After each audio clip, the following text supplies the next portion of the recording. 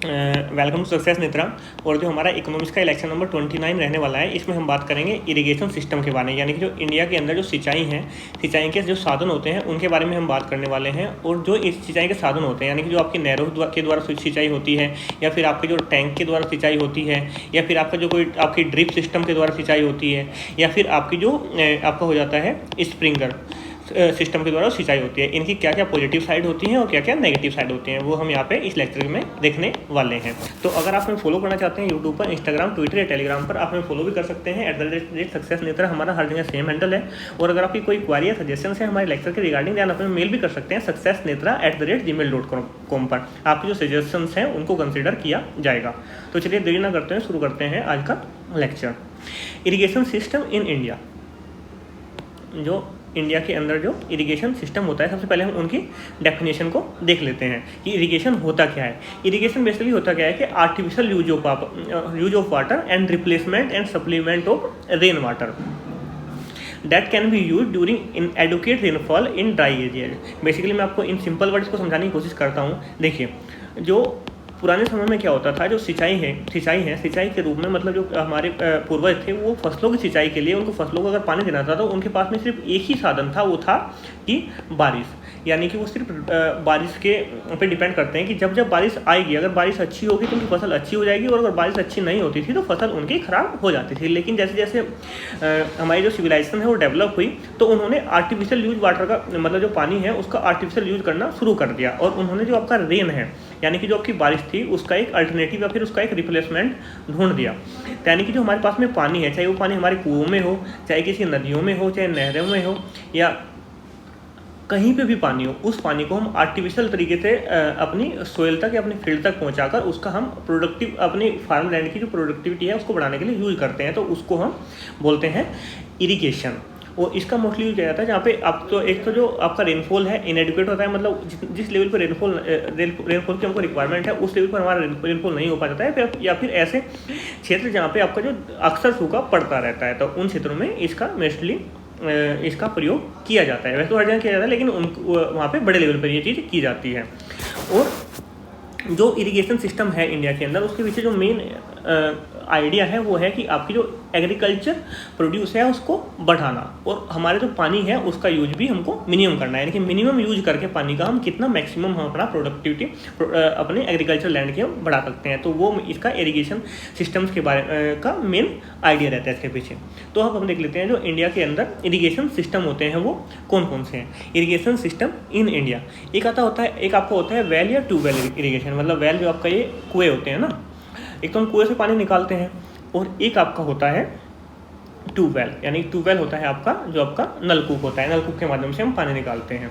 इनको बोलते हैं हम वेल या ट्यूबवेल इरिगेशन सिस्टम। जो हमारे पास में कुएं होते हैं, वो कुएं भी हमारे पास में दो प्रकार के कुएं होते हैं। एक तो हमारे होते हैं 12मासी कुएं, यानी कि जिनमें हर समय पानी रहता है, और एक ऐसे कुएं होते हैं कि जब आपका जो ग्राउंड वाटर है नीचे जाएगा तो उनके जो है उनके अंदर मतलब कुछ समय के लिए उनमें पानी रहता है और कुछ समय के लिए पानी नहीं रहता है। तो दोनों प्रकार के हमारे पास में कुएं होते हैं। तो इसको बोलते हैं well and tubewell irrigation system. और इसका जो मोस्टली यूज किया जाता है, मतलब ऐसे क्षेत्रों में उनका यूज किया जाता है जहाँ पे जो आपका ग्राउंड वाटर है वो आपका अवेलेबल रहता है। यानी कि ग्राउंड वाटर जहाँ पे अवेलेबल है तो वहीं पे उसका यूज किया जाएगा। पता लगा ग्राउंड वाटर तो वहाँ पे, यानी वहाँ पे कोई खोद के आप क्या करेंगे, या वहाँ पे ट्यूबवेल लगा के आप क्या करेंगे, तो वहाँ पे इतना प्रोडक्टिव वे नहीं हो पाएगा। तो इसलिए इसका मोस्टली यूज किया जाता है यूपी, हरियाणा, पंजाब, बिहार और गुजरात के अंदर इसका यूज किया जाता है। वही चीज़ है कि method of irrigation where ground water are available, जहाँ पे ग्राउंड वाटर अवेलेबल है तो वहीं पे इसका यूज किया जाता है। जो इसकी पॉजिटिव साइड है, सबसे जो इसकी पॉजिटिव साइड है वो एक सिंपल है, ये simple, cheapest and independent source of irrigation. Simple और चीपेस्ट के लिए, क्योंकि आपने क्या है कि कुएँ हैं, कुएँ से आपको पानी निकालने के लिए कुछ आपको आपको कोई ज़्यादा बड़ी मेहनत तो करनी नहीं पड़ रही है, ना फिर आपको ज़्यादा कुछ इसमें प्रोडक्टिव इनपुट डालना पड़ रहा है कि आपको ज़्यादा पैसा इसके लिए लगाना है। आपने सिंपल एक कुआं खोद दिया है और उस कुएं से आपको वर्ष दर वर्ष वहाँ से पानी निकालते रहते हैं। और can be use when ever necessary. आपको जब भी पानी की रिक्वायरमेंट हो, पता लगा कि आज गर्मी ज़्यादा होगी, आज हमारी फसल को पानी चाहिए, तो उस केस में आप क्या करते हैं, जब भी आपको पानी की रिक्वायरमेंट होगी तो आप तभी इससे पानी ले सकते हैं। मतलब आपको लिए किसी पर्टिकुलर सीजन के लिए आपको डिपेंडेंट नहीं होना पड़ेगा। तो जब आपको ज़रूरत होती है तभी आप कुएं से या फिर ट्यूबवेल से पानी निकाल सकते हैं। और ये आपका रिलायबल है, मतलब जब सूखा पड़ जाता है तो उस समय में भी रिलायबल होता है, क्योंकि वहाँ पे ग्राउंड वाटर अवेलेबल है। तो ऊपर भले ही सूखा पड़ गया हो, लेकिन हम ज़मीन से पानी निकाल के अपने खेतों की सिंचाई हम कर सकते हैं। और जो आपके कुएँ होते हैं, कुएँ के अंदर आपके कुछ केमिकल्स रहते हैं, जैसे आपका नाइट्रेट होगा, क्लोराइड हो गया, आपका सल्फेट हो गया, ये कुएँ के अंदर पाए जाते हैं, जो हमारे सोइल की है, जो हमारी मिट्टी है, उसकी जो फर्टिलिटी है उसको भी बढ़ाने का हमारे ये काम करते हैं। तो इसलिए ये एक तरह से जो आपका कुएं का पानी होता है वो एक तरह से हमारी सोइल की जो फर्टिलिटी है उसको भी बढ़ाने पे वर्क करता है। अब इसकी जो नेगेटिव साइड है, जो आपका ये लिमिटेड एरिया है, उसको ये एक तरह से उस लिमिटेड एरिया की सिंचाई कर सकता है। मान लीजिए कि ये आपका एक फार्मलैंड है, ठीक है, एक आपका फार्मलैंड है यहाँ पे, एक आपका है यहाँ पे, और इनके बीच की दूरी है आपकी मतलब 10 किलोमीटर आप इनके बीच की दूरी है। तो अगर आपने यहाँ पे एक कुआं है और ये यहाँ पे एक ट्यूबवेल है, तो आप ये तो है नहीं कि इस कुएं का पानी आप 10 किलोमीटर दूर लेके जाएंगे, या फिर इस ट्यूबवेल का पानी आप 10 किलोमीटर लेके जा सकते हैं, ऐसा नहीं कर सकते। मतलब एक लिमिटेड एरिया के अंदर ही आप इस कुएं फिर इस ट्यूबवेल से इरिगेशन कर सकते हैं। तो इससे आप एक बहुत बड़ा लैंड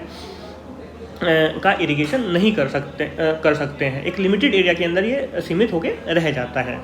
और जो आपका ट्यूबवेल है, ट्यूबवेल क्या करते हैं कि आपका जो ग्राउंड वाटर है उसका बहुत आप देख रहे होंगे कि जैसे जैसे ट्यूबवेल लगते जा रहे हैं, उसी वजह से जहाँ जहाँ पे ट्यूबवेल है उस क्षेत्र में जो ग्राउंड वाटर है वो नीचे जा रहा है। तो यानी कि इससे एक्सेसिव यूज हो जाता है वाटर का ट्यूबवेल से। क्योंकि ग्राउंड वाटर हम एक्सेसिवली यूज कर रहे हैं, तो उससे क्या होता है, जो जहाँ पे भी ट्यूबवेल होते हैं तो उसका जो आसपास का एरिया होता है वो ड्राई पड़ जाता है और उसके लिए अनफिट भी ये हो जाता है। और इसी कारण हमारा जो ग्राउंड लेवल है उसका भी हमारा उसमें भी हमको फॉल देखने को मिलता है। जो हमारा ग्राउंड मतलब जो आपका जल स्तर है ज़मीन के अंदर वो भी नीचे जाता हुआ दिखाई देता है। तो ये कुछ इसकी नेगेटिव साइड थी well and tubewell irrigation system की। सेम यहाँ पे आपके लिए हिंदी में टाइप हो गया है। एंड आपका अब देख लेते हैं हम कैनल इरिगेशन सिस्टम। कैनल क्या होता है कि आपका एक तरह से नहरें बोल देते हैं इनको, ठीक है। मतलब ये एक मतलब कोई एक बड़ी नदी है, जैसे आप इसको मान लीजिए गंगा है, सतलज है, इसमें से हम एक नहर निकाल देंगे और ये नहर निकाल के जहाँ पे भी हमारे पानी नहीं है उन खेतों तक इससे पानी हम पहुंचा देते हैं। तो इसको बोलते हैं हम क्या बोलते हैं, canal irrigation system, an artificial channel that is constructed to carry water from river, dam, tank और reservoirs to the field to perform irrigation.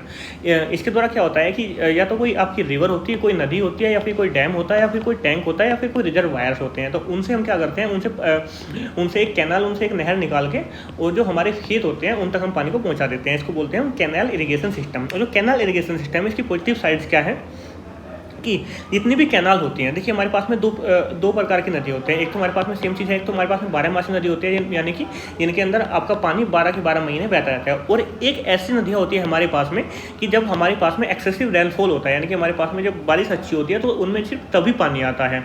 तो जितनी भी मोस्टली कैनाल होती है वो आपकी जो 12 नदियाँ होती हैं उन्हीं से वो निकल के आती हैं। तो इस वजह से जब भी हमको पानी की नीड होती है तो अपने खेतों के लिए, तो हम उससे पानी ले सकते हैं। मतलब ये जो नहरें होती हैं इनमें 12 के 12 महीने पानी चलता रहता है। आपका जो हमारी फसलें हैं उनको इस सूखे से बचाने में मदद करती है, और जो हमारा खेतों का प्रोडक्शन है, जो कि जो सिंचाई होगी तो हमारा जो प्रोडक्शन है वो भी हमारा इंक्रीज होगा। तो हमारे जो खेतों का प्रोडक्शन है, जो हमारी फसलों का प्रोडक्शन है, उसको बढ़ाने में हेल्प कर सकती है। और जो आपकी नेगेटिव साइड्स होती हैं, नेगेटिव साइड क्या होती हैं, जो नहरें हैं, नहरें सिर्फ आपकी जो प्लेन एरियाज़ हैं, जो आपके प्लेन एरियाज़ हैं उनमें सिर्फ ये हेल्पफुल होती हैं। मतलब ये नहीं है कि कोई पहाड़ी एरिया है या कोई ऊंचा नीचा एरिया, मान लीजिए कि आपका एक तो खेत है यहाँ पे, एक हो गया ऊपर, एक हो गया यहाँ पे, तो आप अगर जो नहर निकालेंगे तो वो क्या होगा, वो सिर्फ एक सीधी नहर निकाल सकते हैं। यहाँ पे अगर आपकी एक खेत आपका ऊंचा है, एक नीचा है, अगर इस नहर का जो जल स्तर है इससे ऊंचाई पर खेत है तो आप इसकी सिंचाई कैसे कर पाएंगे, तो ऐसा नहीं हो सकता है। तो जो प्लेन एरिया जो होते हैं उन पे आपका सिर्फ जो ये कैनल इरिगेशन सिस्टम है वो सिर्फ वर्क कर सकता है। और कई बार क्या होता है, जो रेनी सीजन होता है, जब बारिश अधिक होती है तो डैम वगैरह से पानी छोड़ दिया जाता है, उस केस में ये ओवरफ्लो भी कर जाते हैं। और ओवरफ्लो करने के बाद कारण जो आसपास के खेत हैं उनमें पानी बढ़ जाता है, उससे उसकी जो फसलें हैं उनको भी नुकसान देखने को कई बार मिलता है। और डैम है ये थोड़ा सा डिफिकल्ट भी होता है, अनइकोनॉमिक भी होता है, मतलब थोड़ा सा महंगा पड़ता है किसी भी कैनाल को बनाना। मोस्टली अगर आप पहाड़ी इलाकों के में या फिर आपकी जो अनइवन एरिया है, मतलब जो ऊंचे नीचे जो एरिया होते हैं, अगर हम उसमें जो कैनाल की खुदाई करते हैं तो थोड़ा सा ये डिफिकल्ट और फिर ये थोड़ा सा महंगा भी पड़ता है। तो ये कुछ इसकी नेगेटिव साइड्स थी। तो सेम यहाँ पे आपके लिए हिंदी में भी टाइप हो गया है, नकारात्मक है ये, ठीक है। एंड अब आ जाता है drip irrigation system. Drip irrigation system के अंदर में क्या होता है, देखिए ड्रिप इरिगेशन सिस्टम के अंदर क्या होता है कि हमने यहाँ पे एक पौधा लगा दिया है, ठीक है। ये आपका एक पौधा है, एक पौधा आपका यहाँ पे है और एक पौधा आपका यहाँ पे है, मतलब हमने जो फसल है उगा दिया। तो इसमें हम क्या करते हैं कि एक पाइप के माध्यम से यहाँ पे हम इनकी जो जड़ें होती हैं सीधा उसमें पानी पहुँचाते हैं। मतलब ये नहीं है कि हम पूरा फील्ड है इसके अंदर हम सिंचाई करेंगे, मतलब चाहे हम ट्यूबवेल की बात करें, चाहे हम वेल की बात करें या फिर हम नहरों की, हम क्या करते हैं पूरे फील्ड की सिंचाई करते हैं। इससे हमको पौधे से कोई मतलब नहीं है। लेकिन जब हम ड्रिप इरिगेशन सिस्टम करते हैं तो हम ड्रिप का मतलब होता है मतलब छोटी छोटी बूंदें, हम जो पानी है वो बूंदों के माध्यम से जो पेड़ है पेड़ों की जड़ तक पहुँचा देते हैं। तो इसको बोलते हैं हम drip irrigation system. The most efficient can be practice for large variety of crops specially in vegetable, flower and plantation. और जो इसका यूज़ होता है ये आपका वेजिटेबल, फ्लावर और प्लांटेशन की जो क्रॉप्स होती हैं उनमें मोस्टली इसका यूज़ किया जाता है। और water is applied near the plant root through dripping, यानी कि जो आपकी जो भी आपका पौधा हो उसकी जड़ के आसपास में ड्रिपिंग के थ्रू प्लांट का यूज किया जाता है, ठीक है। तो ये आपका हो जाता है ड्रिपिंग सिस्टम। इसकी जो पॉजिटिव साइड्स है वो क्या हो जाती हैं, इनके अंदर जो फर्टिलाइजर है और जो न्यूट्रिशनल होते हैं उनका लॉस मिनिमाइज हो जाता है, क्योंकि हम सीधा मतलब अगर हमने कोई फर्टिलाइजर्स हमने लगाया है, मतलब इस पानी जहाँ से पानी आ रहा है उसमें हमने अगर कोई फर्टिलाइजर्स मिला दिया है तो एक तो है कि हमने पूरे खेत में उसको फैला दिया, मतलब जहाँ पे पौधे हैं भी नहीं वहाँ पे भी उसका जो है वो हमारा फर्टिलाइजर जा रहा है। और एक हमें कि उस फर्टिलाइजर को सीधे पानी के साथ साथ में मिला के और सीधा पौधे की जो जड़ है उस तक पहुँचा रहे हैं। तो इसमें जो मिनिमम यूज होगा उसका और जो इनका जो मतलब जो इसका वेस्टेज होता है वो कम हो जाता है। और इसके अंदर सबसे बड़ी बात क्या है कि आपने देखा होगा कि अगर आप नहरों के द्वारा सिंचाई करते हैं या फिर ट्यूबवेल के द्वारा सिंचाई करते हैं तो आपको खेत को अपने समतल कराना पड़ता है।